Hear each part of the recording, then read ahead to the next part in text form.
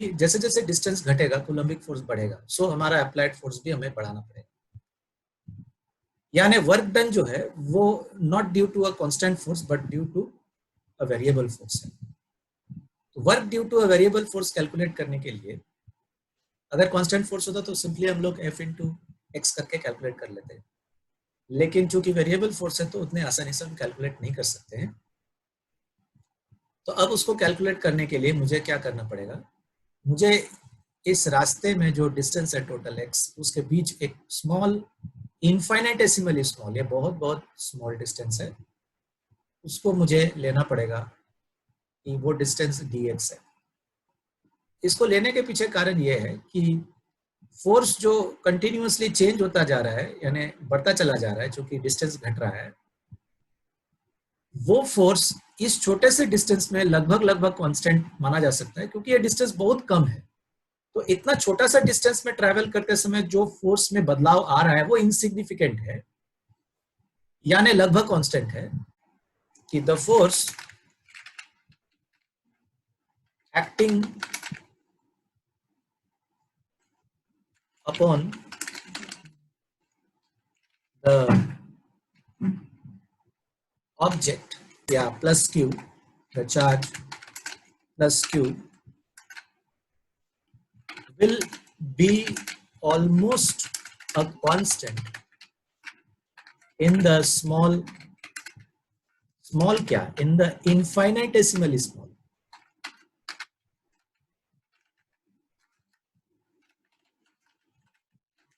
distance dx,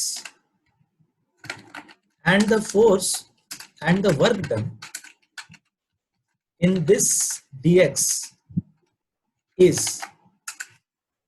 what will it be? It will be equal to dw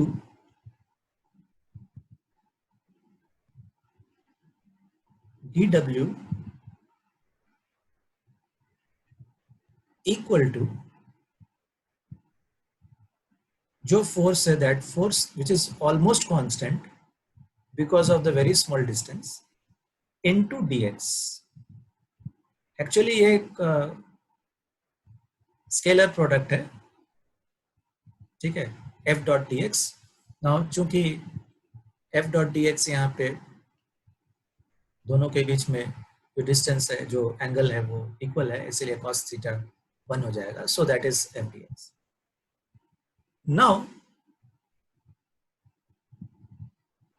the total force, total work done, इतना सा छोटा में जो work done है वो ये है। तो यहां से यहां आने के लिए जो वर्क डन है वो कैलकुलेट करने के लिए मुझे क्या करना पड़ेगा, ऐसे सभी छोटा छोटा वर्क को ऐड करना पड़ेगा। That can be achieved by using integration, ठीक है। So the total work done to bring the charge plus Q from infinity to the point P can be determined by integration, ठीक है। और तो हम लोग दोनों साइड को इंटीग्रेट करेंगे अंडर प्रॉपर लिमिट्स। तो इस साइड को इंटीग्रेट करने से टोटल वर्क डन मिल जाएगा मुझे, and that total work done is nothing but W, ठीक है। तो टोटल वर्क डन वो हो जाएगा W, और राइट हैंड साइड को अगर हम इंटीग्रेट करेंगे तो वो हो जाएगा f dx का इंटीग्रल, जहां पर जो लोअर और अपर लिमिट्स है इंटीग्रल का, वो डिनोट करेगा कहां से कहां तक हम चीज को ले जा रहे हैं।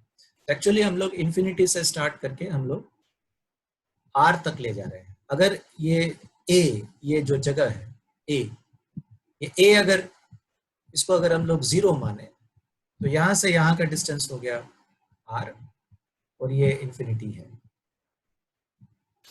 तो फिर इसको हम लोग इन्फिनिटी से r तक ला रहे हैं।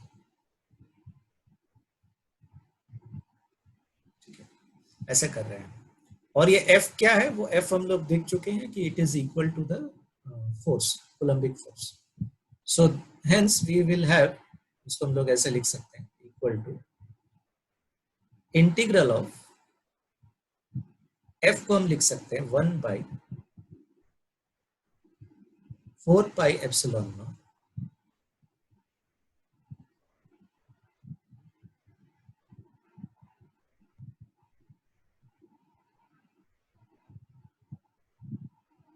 ठीक है।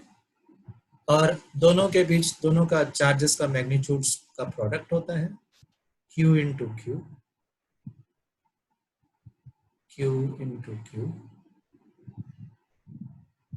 डिवाइडेड बाई x², क्योंकि x को हमने डिस्टेंस माना है। तो ये हो गया हमारा f यहाँ से यहाँ तक, और यहाँ पे हम लिखेंगे dx। तो ये हमारा एक्सप्रेशन बन गया, और इसको मुझे कैलकुलेट करना है from infinity to r, like this. ठीक, तो अब हम यहाँ पे थोड़ा सा मिटा रहे हैं क्योंकि यहाँ लिखना पड़ेगा। तो अब हम क्या कर रहे हैं, इसको अब सॉल्व करेंगे। सो इक्वल टू जो कांस्टेंट पार्ट है उसको इंटीग्रल के बाहर लेके आ रहे हैं। इसमें कांस्टेंट क्या है, इसमें 1/4πε0 कांस्टेंट है, और इसमें ये दो चार्जेस का मैग्नीट्यूड कांस्टेंट है, ये चेंज नहीं होने वाला है। तो जो जो चेंज नहीं होने वाला है उसको हम लोग इंटीग्रल का बाहर लाते हैं। Q इंटू Q, ये चेंज नहीं होने वाला है, डिवाइडेड बाई 4πε0, ये भी चेंज नहीं होने वाला है।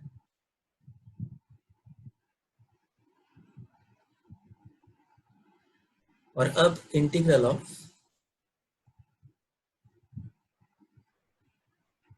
1/x²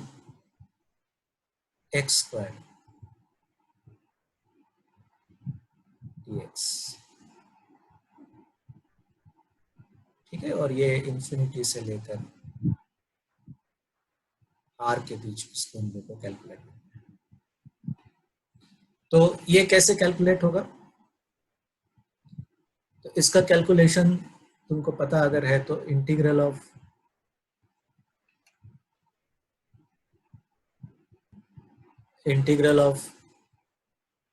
तुमको पता है अगर कि x का पावर n dx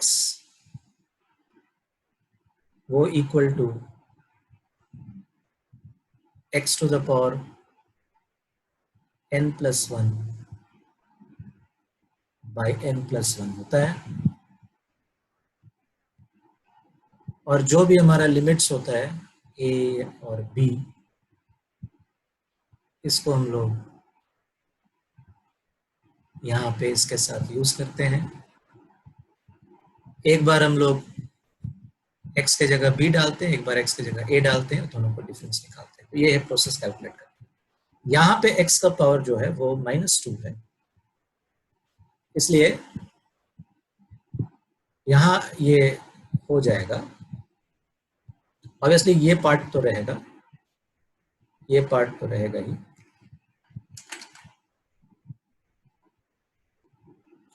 और फिर ये पार्ट जो है वो हो जाएगा। याद रखो कि x का पावर -2 है, तो इसलिए ये हो जाएगा x का पावर -2 +1 बाई -2 +1। और मेरा लिमिट्स है इंफिनिटी से लेकर के r, right. So that will be equal to, ये पार्ट तो रहेगा ही, है ना। और ये क्या होगा, एक बार आप x का जगह r डालेंगे, एक बार इंफिनिटी। ये एक्सप्रेशन क्या है, ये x का power -1 by -1, that means minus, it will B minus 1/x, और इसका जो लिमिट्स हो जाएगा वो इंफिनिटी और r हो जाएगा. So that is equal to this into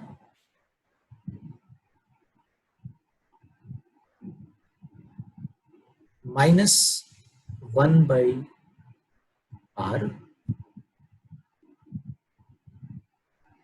okay, minus 1/r and minus 1/infinity, या -(-1/infinity), कोई फर्क नहीं पड़ेगा इसलिए क्योंकि ये पार्ट 0 होने वाला है. सो ये पार्ट 0 होने वाला है. सो अल्टीमेटली हमारा जो एक्सप्रेशन होगा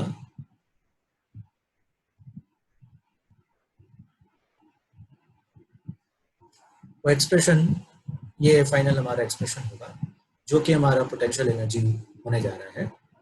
तो वो पोटेंशियल एनर्जी हमारा होगा एनर्जी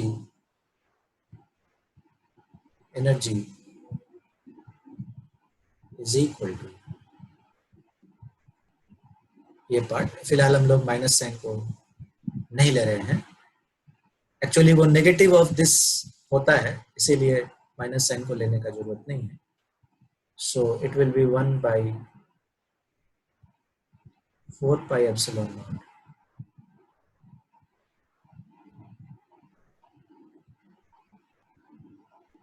QQ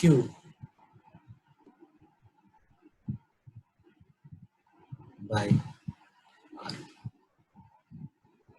तो ये हो गया हमारा जो पोटेंशियल एनर्जी है ऑफ द सिस्टम.